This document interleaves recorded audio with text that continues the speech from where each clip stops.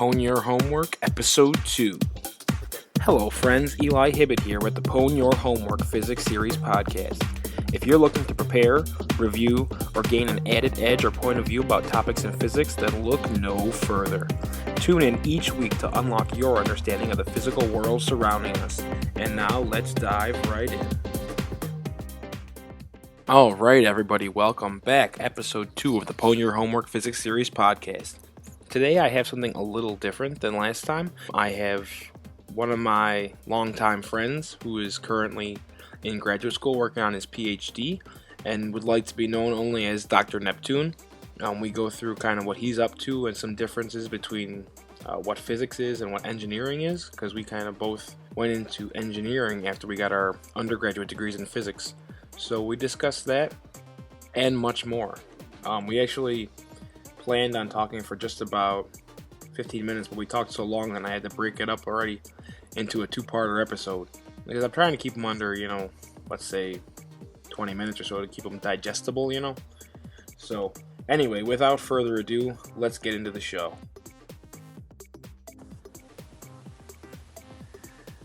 All right, let's get started.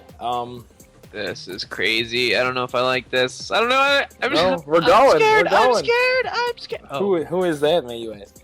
This is a new feature. I did one podcast so far under my belt that is talking about what is physics, and now I'm trying something completely different. And I have here my friend who would like to be referred to as Dr. Neptune. We're christening that as his new alias. He was my friend for... was it friends now? How long? What, 10 years? It's the evil Dr. Neptune. Oh, the evil Dr. Neptune. Oh, my. Well, it's 10 years now we've been friends. Almost. 10 years. Oh, no, unbelievable. Definitely. Yeah. And I am, 2.5 kids, 2.5 cars. And you are living the dream, man. Friggin' in grad school. En route to PhD. Yes, I am. So that's pretty cool. Cool's one word for it. It is. Well, you're tired. I was tired until I got the hell out. So, as far as my background, we spent 4 years undergrad physics together, physics and math nonstop, pretty much every waking moment from sophomore year to senior year. I'd have to say. Wow, every waking moment, and there was very few sleeping ones. So. No, it was a lot, and then we were roommates for a good portion of it. And, yes. And then forced roommates when our roommates didn't want us to be in the rooms. Which was awesome. And I mean, almost our best setup was sophomore year when we lived across the hall from each other. We each had our own rooms, and our roommates weren't ever there, so that was kind of nice. Yeah, and then we lived together for two years. Yeah. Oh my God, the poor world of everybody around us, just annoying everybody and being inconsiderate because we were physics majors. Between the two of us, I doubt either of us shut up that much. No. It was a lot of time. I mean, if it wasn't for Instant Messenger and us actually talking on AIM, yeah, it would have been loud. Or at least talking. We had to have the music going. Yeah, constantly. Oh my God, all the music. I got the best music from you. I really did. Well, there's no accounting for taste. But so that's sort of how we met and what we did. But do you want to give any more background about what you do now? Physics related, that is. Physics related. Well. Yeah, so I did the undergrad with Eli, and then I did my master's work in mechanical engineering, and I didn't really pursue anything more specific than that. I just took my regime of grad classes, and then I was interested in doing PhD research more because I'm really not a big fan of the industry world of engineering, and I did physics education for high school, and then... I have... the exact opposite. Now that I'm in industry, man, I can't get enough. I don't see how people don't like it. It's so, the results are so tangible, they're so immediate, you are done with the project in 6 to 8 weeks. It's awesome. And then you're done and you don't have to deal with it ever again. Yeah, that's sort of true. Well, until it breaks and you have to go to the company and find them. Yeah, but they're paying you for that. Yeah. And eventually, it just works. I mean, and a lot of times you don't even see that side of it, and that's what you have technicians for. Yeah, so whatever I did, I jumped around a little bit, and then I fell into this position with my current advisor, and we do research on the flow around the hovering effect that hummingbirds create. Oh, really? So I build a robot which mimics roughly a hummingbird motion, and then I put it inside of a tank filled with different fluids, and I study how the fluids move with different techniques. And yeah, so one of them is just as simple as putting ink in the water and seeing how the ink moves relative to the water. You see these streaks, and they create what's known as streak lines in physics. And so we see the path, and then I study vortices and vortex loops that come off the wing's motion. All right, 2 questions about that. First thing, so do you assume that the liquid can be easily described as air? So the thing with fluids is that there are 2 states of matter. So there is a solid state of matter in which molecules are hard fixed to each other, and then there's a fluid state of matter in which they are loose, and they succumb to gravity and all that other good stuff. So with air molecules, they have such energy to them that they can be free, and they have such a low density is that via buoyant forces sit on top of liquid water, which then pools at the bottom, like every heavy liquid or any liquid will pool. But all the molecules in that pool are still free to move amongst the volume. They're not fixed in any which way. So both water and air have fluidic properties. And then if you take into account things like the density of the fluid as well as interactions between the molecules, which we empirically lump together as a quantity known as viscosity, something known as kind of similar to fluid friction. By taking into all these parameters, you can then model things that happen in air by doing them on different scales in water. This is actually how they test airplanes, because you can't just build an airplane for millions of dollars and expect it to work without any initial tests. So what they can do is make a scaled down airplane, something handheld size, and then put it in a water channel, have water move past it, and they can calculate exactly how much lift it will do on that scale, and then scale it up to the real plane that would work in air. Really? You can just put it inside of a pool of water and then just check the fluid flow through the jet engine? Change the right parameters, and we do what's known as non-dimensionalizing. So it allows us to see how things that are tangibly close to us, size-wise, things that we can pick up and touch and interact with, by doing non-dimensionalization, we can then understand how it would work on large, giant scales or on tiny scales. So this is the ways that we study things far, far away in astronomical distances, and how we do even things that we can barely see with microscopes, is that through this dimensional analysis. Huh, right on. And it's a pretty good approximation. I mean, yeah, once you just scale it. One other question. When you do your modeling, do you move your simulated wings as fast as a hummingbird moves? No. What's the advantage factor? Well, that's where the dimensional scaling comes in. So we match a number very important to us known as the Reynolds number, which is a ratio of inertial forces to viscous forces. So viscosity in air is very, very small, because air is very, very less dense and the molecules rarely touch each other. Whereas in water or other liquids, the molecules are much closer together. So the viscosity is orders of magnitude higher, as well as the density being higher. And so what that means is that you need to move your object slower, and depending on the size as well, the size kind of plays. But because you're using a heavier fluid like a liquid versus a gas, you can then move at slower speeds to simulate fast movement. So I think a hummingbird does something like 80 beats per second or something crazy like that. And so I do something like I'll do a reciprocated motion in something like a total of 3 seconds and a 120-degree sweep.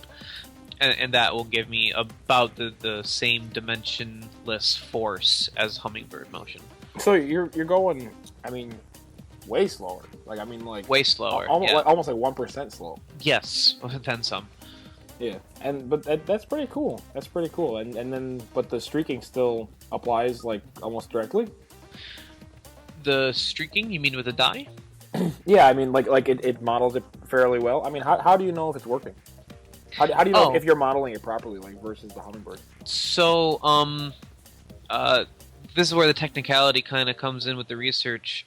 Because if I was in biology or biological engineering, I would actually care about specifically the hummingbird and the hummingbird motion. But I am actually physics, so I do, or mechanical engineering is where I'm studying. So, what we care more about is just the fluid motion after something, after a prescribed sweep, as it does. So, given a certain pitch and a certain speed and a certain rotation angle, what happens to the fluid? What is the motion of the fluid as this thing moves past? So it's inspired by the hovering motion that hummingbirds do to sustain lift and fight gravity and stay in a stationary position in midair. So we mimic that motion, but we care more about the fluid interactions rather than the actual ability to make a hummingbird wing and the lift that goes along with it. So that's where the purity of the science kind of comes into play, is that we care more about, the measurements we can do afterwards, not the mimicry. You think that you would ever try to design something like a hummingbird wing for like aeronautics or like robotics? No, I mean, there's companies like DARPA that do crazy stuff like this, and they have like a robotic hummingbird, and it's kind of not great. And because like if you have lots and lots of money, go build this 1,000 times until it works right. And so they got one that kind of works right. That's essentially what I do. But so what we do is to help that, it's to understand the motion, so the motion that a future engineer will prescribe when someone builds something that utilizes this flapping motion, so they know what parameters to dictate to get you the desired results, the desired flow and efficiency and the lift that you need and all that. So the whole idea is to actually understand the flow better. Yeah, now this is something that I've mentioned a little bit previously, is like you have to, like, once you wind up finding out which initial conditions are critical, you can change whatever you want. You can sort of modify that system to do exactly what you want. And once you know like what the 3 or 4 critical parameters are, and once you gain full control over that, it's over, man. You have total control. Yeah. But one other question before we get into sort of the history kind of stuff, or like I want to say lower level, but I think this is something that a lot of people with our background have, which is physics, and they kind of have a little bit of a curiosity about engineering, but especially at the college we went to, there was no real engineering classes. I mean, there was like 2 maybe, and they were just kind of like physical applications. They weren't like hardcore engineering classes. Yeah, well, it actually turns out they're the exact classes that you would take, but I think the engineers actually take a lot of those classes earlier, just at not as intense of a class, which is, because those classes were taught by an engineer. Oh yeah, no, I'm not trying to, but I was wondering, did you find any difficulty moving over from the physics to the engineering side? Difficulty is the opposite term. It was easier to go from physics to engineering. Really? You think so? Almost guarantee. I haven't had a single graduate engineering class that was any more difficult than my upper level physics undergraduate classes. Yeah, I mean, so I guess a little bit of history. The way we kind of diverged, we both kind of finished our degrees in physics and mathematics, and you went hardcore mechanical engineering, and I went the exact opposite direction. I went hardcore electrical engineering. Yep. And for me, I had a really tough time. I mean, all the concepts are the same. I had all that knowledge, but a lot of things that they do with the jargon, and there's like little subtle things that you pick up as an undergrad if you're taking certain engineering-related courses that I had to play catch-up on. Mm-hmm. And that for me, I mean, since electrical engineering is such a big field, and you can do anything from like PCB boards and microchips all the way up to like upper atmospheric engineering, it's so wide that like when you start becoming specialized, the jargon gets really technical, and I was like, guys, I have no idea what the hell you're talking about. You know? So I was wondering if it was the same on your side. Oh, yes and no. Because I had a little bit of fluids when I left undergraduate, so I had some exposure to it, and honestly, like, I don't know, everything just seemed like physics to me. There was no real difference between the physics and the engineering. So I wouldn't say I really got lost in any of the jargon.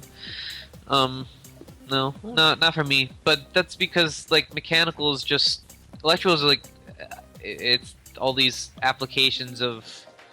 No, I mean it's electrical like just seems like it's different after physics. Mechanical engineering was all just more applied physics. Yeah. Like Yeah, that's basic physics. the one thing. Well, the one good thing I guess you can take away from that is that you don't have to worry about it. If you have a physics background, you can jump right into engineering, no problem. Yeah. But the learning curve is not very steep, and I think the difference sort of between physics and engineering is that with physics, you kind of let your imagination run a little more, whereas with engineering, you have like we are trying to produce X. How do we do it? That's a very good point. Yes. So, all right. We're already at 16 minutes. It's going to have to be a two-parter. All right. Well, I hope you enjoyed that. I think that's where we're going to have to cut it off for today. Tune in next time. We're going to talk about more intro-level stuff. You know, I kind of gave him a couple of questions about what he thought about our first couple of semesters there taking physics. And so that's what you have to look forward to next time. But until then, if you have any comments or concerns, you can go to pwnyourhw. That's pwnyourhw.blogspot.com, or you can drop me an email at info@2718productions.com. 2718productions.com. I look forward to hearing from you, and till next time, guys, let's keep it real.